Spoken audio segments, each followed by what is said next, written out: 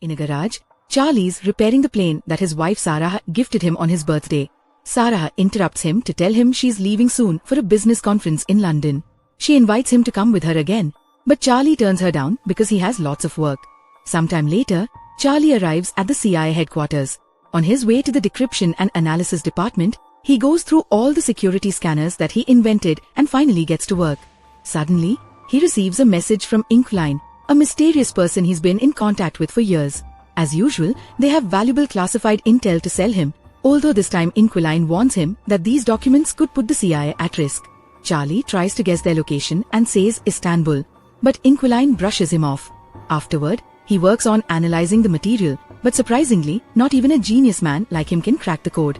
After lunch break, Charlie goes back to his office and gets a call from Sarah, who informs him that she's already arrived in London. However, Charlie already knows because he's been tracking her. They don't talk much because he's desperate to go back to the mysterious documents. Since he still can't crack the code, he takes his computer to the restricted area, where a more advanced system helps him progress faster. It takes him a while, but he finally opens the information in the documents, which leaves him in shock. These are top-secret government files revealing that a drone strike disguised as a self-deletion bombing was authorized and covered up. There are clips from the news reporting 150 casualties, including French Special Forces and Danish Marines. This whole operation was organized by Chief Moray, who is also Charlie's boss. That night at home, Charlie tries calling Sarah, but she doesn't answer, so he leaves a voicemail. The next day, Charlie arrives at the office and is surprised to find Moray waiting for him. Moray takes Charlie to the office of O'Brien, who became director very recently. She explains that there's been a terrorist attack at a hotel in London and Sarah was one of the victims. Charlie refuses to believe it and wants to call Sarah, so Moray turns on the TV to show him the news. The reporter describes how 4 terrorists bursted into the hotel, took 4 hostages and killed 2 of them. Next, Moray plays the hotel security footage, which shows all the chaos during the incident and confirms that Sarah was one of the victims. When Charlie goes home, he finds dozens of reporters waiting for an interview and the police trying to keep them back. A friend helps Charlie enter the house without being bothered. The next day, Charlie confronts Moray and supervisor Caleb because he's very suspicious of what happened. He can't believe the terrorists could have slipped past the thousands of security cameras in London, not to mention they drove into traffic. Moray promises they're investigating, but Caleb sends him home. The following day, Charlie goes to the airport to pick up Sarah's body and her belongings. At home, he looks inside the suitcase and finds a gift Sarah had bought for him, which makes him have a breakdown. Tired of being at home, Charlie goes back to work and uses the restricted computer to hack into the security cameras at the hotel and the nearby streets. He puts together a timeline of the events and shows it to his superiors. The 4 terrorists stole a vehicle in the East End, then entered the hotel through the service where they professionally scrubbed out all prints and DNA. Apparently, they had a meeting with Impact Investments from Indonesia, but something went wrong and an argument started in the quarter. One of the firm's security men got angry, so a terrorist opened fire, killing one of the guards and leaving the other one in critical condition. Hotel security was immediately alerted and they called the police. Desperate to leave the building without getting caught, the terrorists entered the conference room and captured some hostages. Sarah was taken because she tried to help some of the attendants to escape.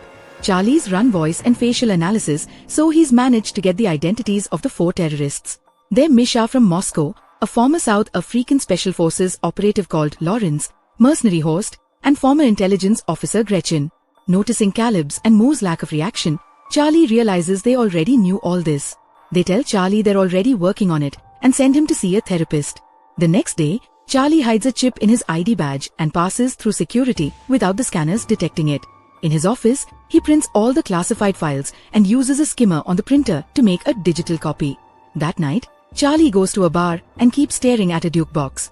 The following morning, Charlie confronts his superiors again using the printed files. He lists all of Mo's dirty missions, like bombing a Syrian hospital and striking an Allied base in Yemen, which killed thousands of civilians. He threatens to take everything to the director and reveals that he's triggered a dead man switch. If he doesn't enter a code every 5 hours, the evidence will be sent to the most important news outlets. In exchange for his silence, Charlie asks for full CIA training, fake passports, cash, a gun, and intel on Sarah's killers. After the meeting, Charlie returns to his car and throws up because of the stress. In the office, Moray says that the dead man's switch is a bluff, but Caleb points out they can't risk it. They'll search for the trigger if it's indeed a bluff, then they can arrange a deadly accident during training. Sometime later, Caleb and his team try to understand how Charlie copied the confidential files. They discuss the possibility of a skimmer which wouldn't work on their secured computers but could be used on a printer. Charlie could have sent the files to the printer and used a magnetic strip to copy the data. Searching security footage, they confirm that Charlie bought a magnetic strip at a store, but they still can't tell how he took it in and out of the building. The team also searches Charlie's house and eventually discovers he went to a certain bar twice. They go to the bar to search it and find an ABBA CD under the Duke box. Caleb chooses that CD in the Duke box catalog and only noise can be heard, so they take out the CD that Charlie left behind. Meanwhile, Charlie arrives at a CIA training facility where he's welcomed by Colonel Henderson. They start at the shooting range, but unfortunately, Charlie isn't a good shooter. He needs to get really close to the target to shoot the right spot. However, when it comes to making bombs, Charlie works outstandingly fast, impressing Henderson. Next, Charlie needs to learn his new identity, so Henderson harasses him and throws him around so Charlie can still recite his new information even under pressure. Lastly, they get the new passports done. That night, Henderson goes to Charlie's room and tells him he isn't a killer, but Charlie insists he wants justice. Then Henderson pulls out a gun and gives it to Charlie, asking him to aim at his chest. Charlie's hands won't stop shaking and he ends up lowering the gun. At the office, the agents spend several hours decrypting the information in the CD until they discover that Charlie had been bluffing about the dead man's switch. They immediately inform their superiors, unaware that Charlie is spying on them. It turns out that the chip he hit on his badge was actually a bug that he planted on the files he gave to his bosses. Moray immediately calls Henderson and tells him to arrest Charlie, however he's already escaped. After hanging up, Moray finally sees the bug on the files and talks to Charlie directly to tell him this is treason. Charlie gets rid of his earpiece before boarding a plane. Once Charlie reaches London, he goes through customs and starts making his way to Paris.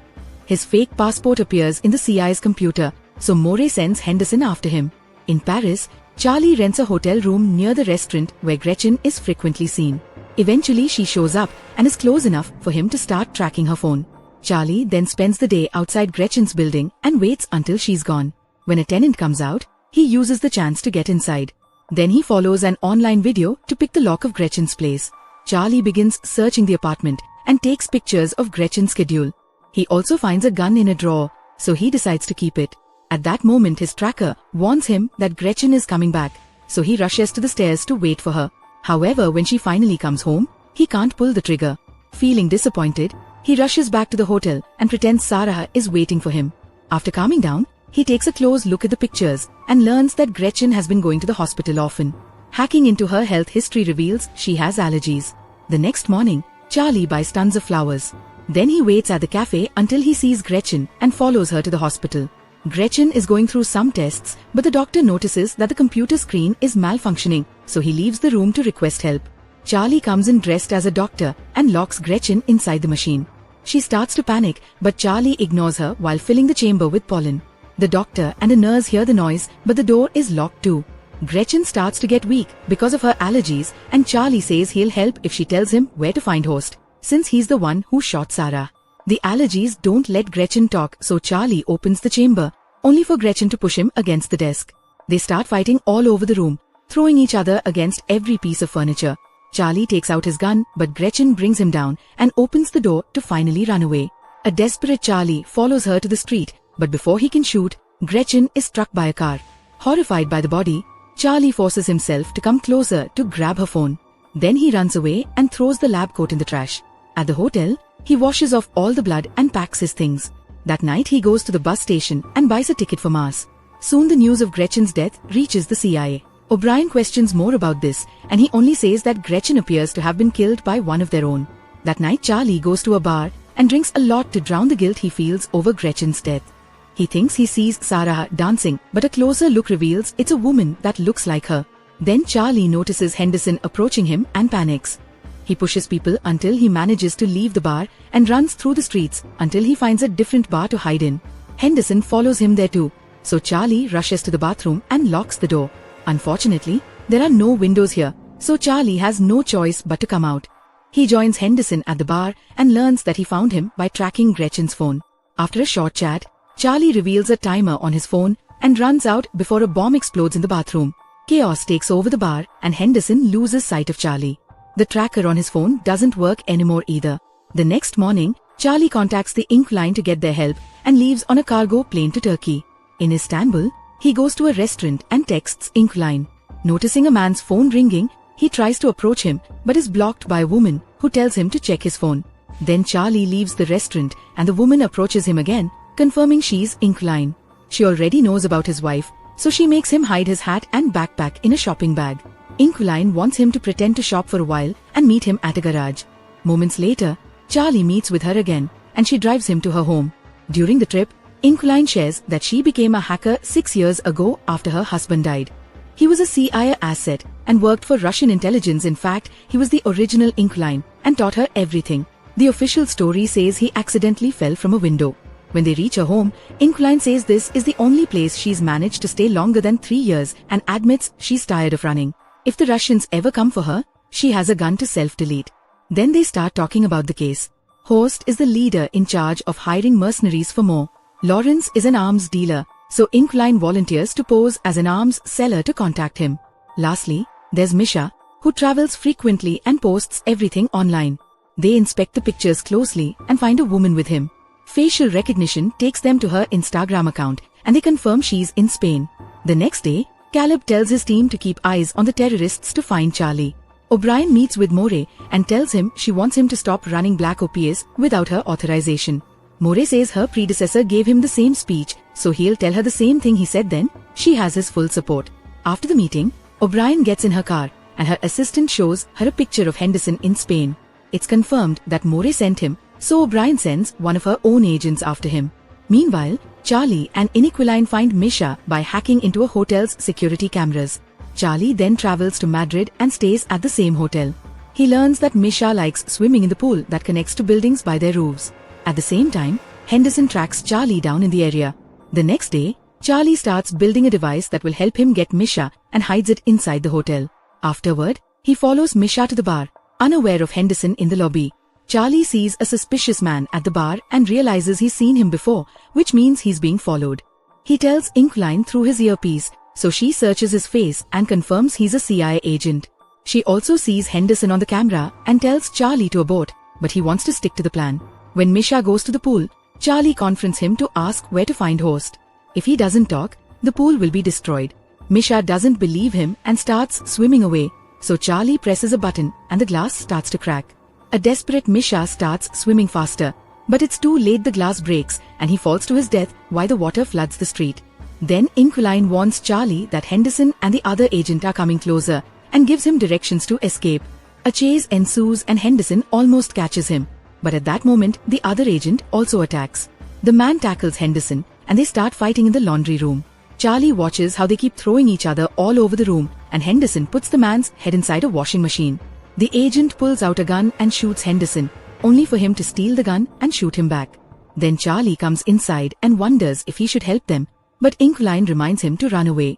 The next day, O'Brien brings Moray to her office and asks about Charlie. Moray says he's on bereavement leave and she lets him go before revealing she's got footage from the hotel.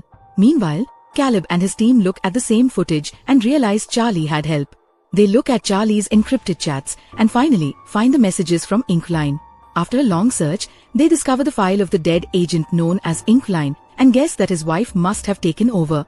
That night, Charlie and Expland agree to sleep next to each other just for company. However, they're woken up by Expland's birds screeching and they see a bunch of agents approaching on the security cameras. The duo immediately runs through a hidden tunnel in the wall, and as they make their way out, Charlie sees a drone in the sky. By sneaking into another building, the duo manages to keep going and leaves the neighborhood right before the agents storm into the house. The computer is already deleting all the files, so there's nothing left for them. After running down the beach, the duo gets to Expland's car and they're seen by the drone. Soon the agents come after them with open fire, even following them on a boat. After a long chase, the agents manage to damage the car enough to make it stop and Expland is mortally wounded. Charlie has no choice but to push the body to the other seat and take over the wheel so he can keep driving until he finally loses his pursuers. Later, he leaves the car in the garage and kisses Expland goodbye. The next day, Charlie contacts Lawrence and pretends to be an arms dealer to arrange a meeting. Then Charlie buys new electronics and travels to Romania. In an abandoned building, he records his own face and hacks a security feed in Berlin. Now the CIA thinks he's in Berlin and sends their people there. When Lawrence finally arrives, he finds a ringing phone on a chair. Charlie tells him to look inside a box, and Lawrence finds a bunch of bombs. If he moves, they'll detonate. As Lawrence notices a picture of Sarah in the box, Charlie appears behind him asking Horst's location and promising to deactivate the bombs if he cooperates. Lawrence explains that Horst operates in Russian waters and typically receives deliveries at a Baltic seaport. Charlie then asks how to contact Horst, so Lawrence says he only gets messages through secret codes from his men. All the numbers and names are on his phone, which he tosses on the ground. After grabbing the phone, Charlie leaves and hears the bombs killing Lawrence in the other room. Soon the CIA gets the news of Lawrence's death in Romania, and they realize they've been looking at fake footage. Later, in a Russian hotel, Charlie imagines Sarah with him and opens the gift. It's a puzzle that he solves quickly and has a sweet message from his wife inside. In the morning, he goes to the port and sees a suspicious vehicle. He sends the code to Horst's men and sees a guy by the suspicious car check his phone. He follows the man and takes pictures of his boat before leaving. After buying some tools, Charlie goes back to the hotel and tracks down the yacht that the boat belongs to by searching its registration number. He also studies the sea routes Horst might be using. In the morning, Charlie approaches the boat and someone knocks him out from behind, causing him to drop Sarah's puzzle. Charlie is taken to the yacht where he finally meets Horst, who found the bomb Charlie hit earlier. Horst has noticed that Charlie killed the others indirectly and thinks he's not capable of doing it face to face. He hands Charlie a gun and asks him to do it, but Charlie can't and puts the gun down. Suddenly, the yacht starts turning into the opposite direction and the crew panics. Charlie reveals he's taken control of the yacht, which is CIA administered. Since he worked on the protocols that protect this yacht, it was easy for him to hack into it and send it to Finland. Soon, the yacht is surrounded by the Finnish Navy and Interpol, who immediately arrest Horst and his men. Sometime later, O'Brien gives a press conference to announce they've arrested all the dirty agents that have been using the CIA's resources for illegal activities. Charlie is approached by Henderson, who tells him he's proud of what he's done. After visiting Sarah's grave, Charlie goes home and finally takes the plane for a ride. Make sure to subscribe and turn on notifications so you can watch more videos like this. Thanks for watching.